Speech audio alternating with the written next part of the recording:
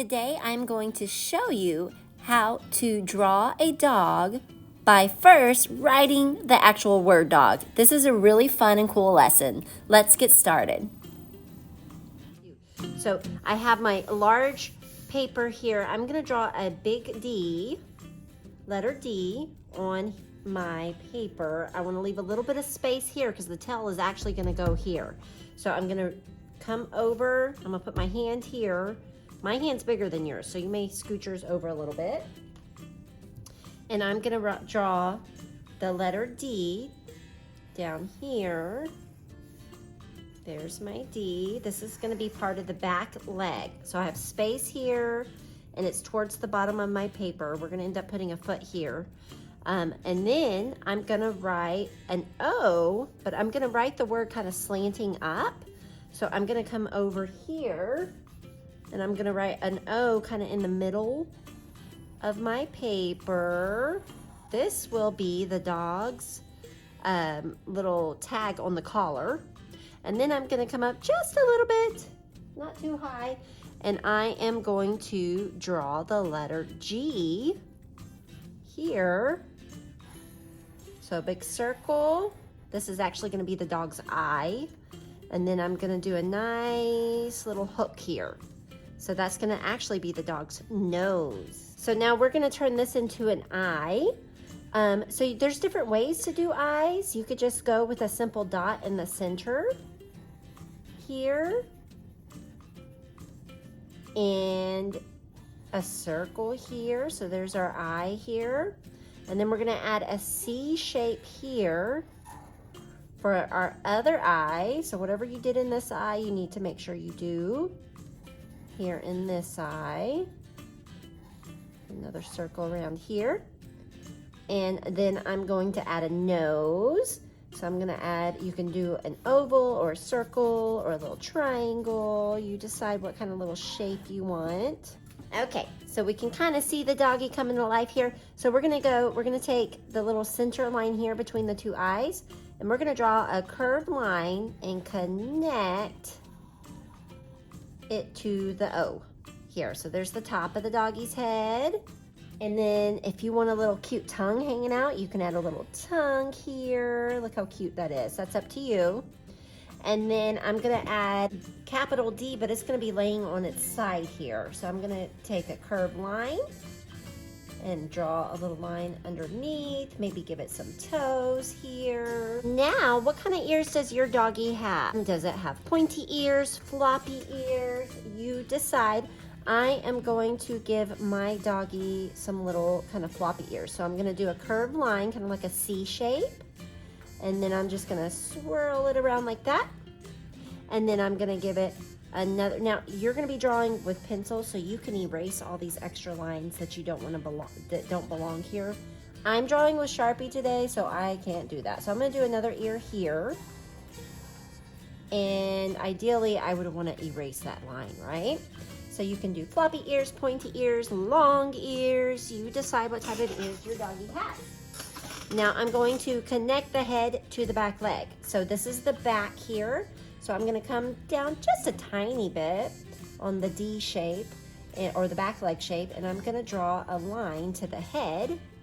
And then I am going to, I feel like I need to extend this line here for the mouth. If you need to do that, you can. And I want to add a curved line here for the little chin and a tummy right there. And now, what are we missing on our puppy dog? Maybe the front legs and the tail? What kind of tail does your doggy have? Does it have a short, pointy tail? Does it have a long, fluffy tail? This doggy here is going to have a short, pointy tail like that. So here is an example that I did a few years back, a little bit different background than what we're going to do on this one. And this one had a long tail, and I made it fluffy by adding like a little zigzag line there. I am going to finish the collar here. So I am going to draw 2 lines here for the collar. And I can design this in just a little bit. And then we need 2 front legs, so they're stretched out in front. So I'm gonna draw like really long, skinny little legs here. Or you could think of it as adding a little 3, so you can see my little legs are just a tiny bit different in this picture. There we go, and maybe 2 little paw lines here for the little toesies. You can add your extra little details. What is the name of your dog maybe? Or what design do you want inside the collar? So I'm just gonna add like a little design around the edge, and I'm going to name my puppy dog Artie. Why not? Artie. And then I'm gonna add some little polka dots to the collar. What kind of design do you want on your collar? Every time I draw this little doggy, it turns out just a little bit different. You can see my collar extended here because I had more of an oval shape tag. So if you want to change that up a little bit, you can. You can change the ears up, the tail up, the eyes up. Okay, so now I am going to add some detail to my puppy dog. I want to add texture. Texture is a really great element of art. So I chose 3 different shades of brown. You can even use gray if you want. Choose neutral colors. You could even add white if you'd like. We are going to do what I did here on this puppy dog. I added little dash lines for the fur, and then I painted over it with watercolor paint. This is called Watercolor Resist. So nice and neatly in the direction that your hair on your dog would grow, I am making little dash lines. I'm pressing kind of hard so they're really dark and bold.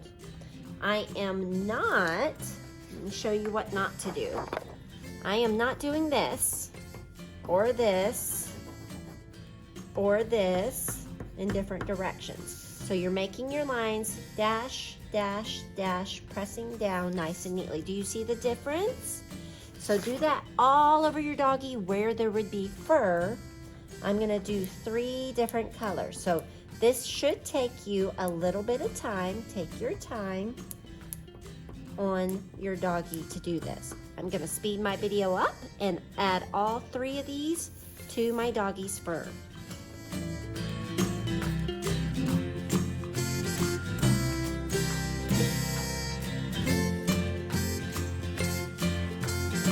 Hey, look at all my pretty fur on my puppy dog.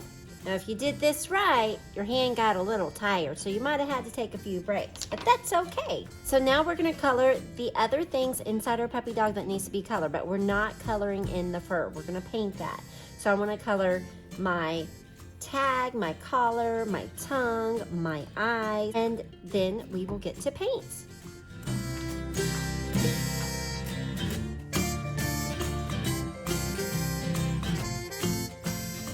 So everything is colored in on Artie here, and now I am going to paint the rest of my fur. So I'm going to dip my brush in my water so that it's wet because we're using watercolor paint.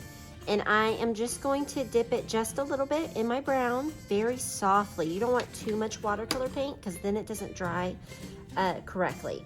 So I have quite a nice puddle going on there. So I'm gonna spread that out, being very, very careful around my eyes so I don't get it in the whites of my eyes. And I'm gonna keep painting with this puddle until it's not puddly anymore. If you get outside of the lines, that's okay, because we are going to cut him out and glue him to a separate background. Very carefully going around everything that I colored, and definitely being the most careful around my eyes. When you are ready, you can get more paint, dip it in water first, and get a tiny bit on your brush until all of the fur is painted. Okay, so I am done painting and coloring. Now I need to make my background, and I will cut this guy out and glue him down. So on this one, I had my students make everything on one paper. We did a Starry Night background, but for this guy, we're gonna make a Vasily Kandinsky concentric circle background. If you want to learn how to do that with watercolor resist as well, hop on over to my Kandinsky inspired concentric circle video.